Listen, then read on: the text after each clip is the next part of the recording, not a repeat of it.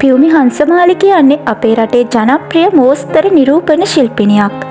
සමාජ මාධ්‍ය තුළ නිරන්තරයෙන් කතා බහට ලක්වන චරිතයක්.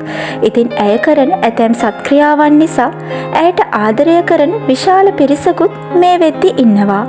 නිරන්තරයෙන් සමාජ මාධ්‍ය තුළ පුවත් මවන පියුමිගේ ආදර කතාව පහුගිය දවසක අවසන් වුණා කියන එක දැන් කාටවත් රහසක් නෙමෙයි.